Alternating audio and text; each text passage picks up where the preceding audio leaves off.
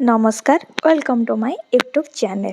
चलतु आज भिडियोटी गोटे रेसिपी उपरे तो देखिए तो जानीपे रेसिपी कौन। Yes chicken tandoori without microwave. तो आज आम यहाँ होममेड करवा घरे यहाँ बनइबा तो केमी बनाऊँगी कौन ना सब आपण सहित सेयार करी भिडियोटी को शेष पर्यंत देखो लाइक शेयर विथ सब्सक्राइब। तो ये मुझे आसी चिकेन तंदूरी चिकेन पीस गुड़ा और नॉर्मली दुकान में कहले से मैंने चिकेन तंदूरी पीस देदेवे हाँ तादे देखिपे मझे मझे गार टाइप पड़ी तो सेटा टिके देले तो सेटा भितर मसलाटा रहिबो।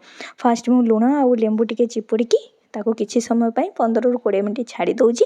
ताको छाड़िबा भितर एपटे मु बनै देबी तार जो मसलाटा हुए चिकेन तंदूरी मसला। तो ये मुझे एवरेस्ट रो तंदूरी चिकेन मसला आ सबू मसला ठारू एवरेस्ट मसलाटा टिके मते भल लगे भल भी टेस्ट आसे से एवरेस्ट ही प्राय यूज करे।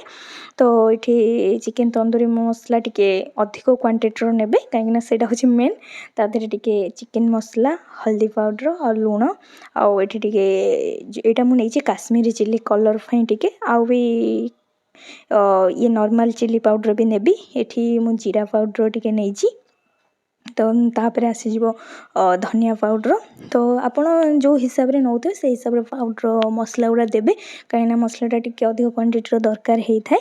आउ ये टिके मु नहीं ब्लैक पेपर और एपटे मु छेची देची अदा रसुण आउ ये कंचा लंका यहाँ टिके देते तो फ्लेवरटा टिके वासना भल आसी थाए माने बटा ठारू टिके छेचा देले भल लगे। आपड़ यदि चाहिए तो ग्राइंडिंग करें किंतु मत टिके छेचार वासनाटा भी भल लगे से मुझे आउ ये दही नहीं आटा मोर होममेड दही ये दहीटा मुझे घरे बनई थी घरे बनइबा दहीटा एत काठुआ हो न था टिके पानिया रही था से तो आपण जेहेतु नेबे जदि पैकेट दही तो चलो किंतु क्वांटिटी हिसाब से नेबे सेटा टिके बहलिया होता है।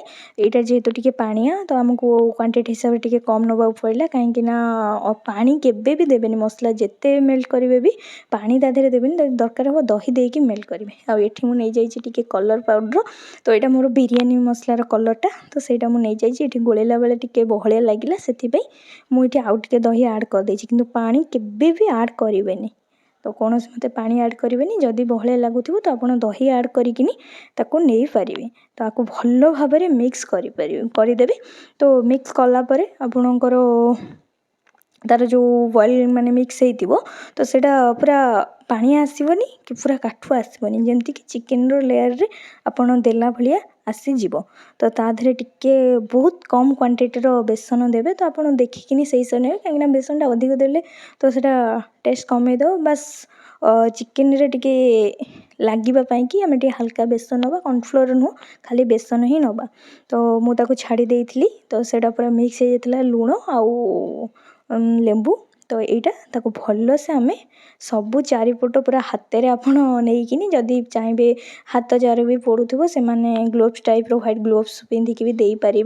तो ये आम नॉर्मली पूरा हाथ में बनाऊँ तो ये सबू प्रकार तार जो थाए कटिंग पीस गुड़ा तादे पूरा भल भाव माने मिक्स करदेवे पूरा मैरिनेट होगा भाया जमी पूरा जमी मसलाटा पूरा लगिकी तार ढांकुणीटा को देकिनी रखिदेवे फ्रिज रे आपको रखापी बहुत समय लगे तो से हिसाब से आप बहुत आगुरी यहाँ मैरिनेट करके रखिए। यहाँ मिनिमम 3 ରୁ 4 घंटा रखिले भल आहरी भी अधिक समय रखीदे आहरी भी भल जिते समय फ्रिज रे रहिबो टेस्टा से भल आसो से भल भी बनब से आम आपको बहुत आगुरी ही बनईलु। तो एपटे आमर होगला टाइम एपटे आम तावा बसई देचु जेहेतु ये आम होममेड करुचु तो आम आम हिसाब से ही बनाऊँ कहीं विदाउट माइक्रोवेव आमर बनब। ये मुझे तावा बहुत हल्का तेल नहीं तो आप चाहिए ये बटर आड करेंगे मत बटर स्मेलटा भल लगे से ऑयल रे ही बनाऊँ रिफाइन ऑयल आउ हाँ तावाटा नॉनस्टिक तावा हेले भल ही हम आटे आलुमिनियम तावा हेले टिके लगे ये कर किंतु चेष्टा करेंगे नॉनस्टिक रो तावा व्यवहार करने आप चाहिए ये बटर तेल विथ बटर आड करेंगे ना ओनली बटर रे यहाँ बनई पारे जहाँ को जोटा पसंद आसो।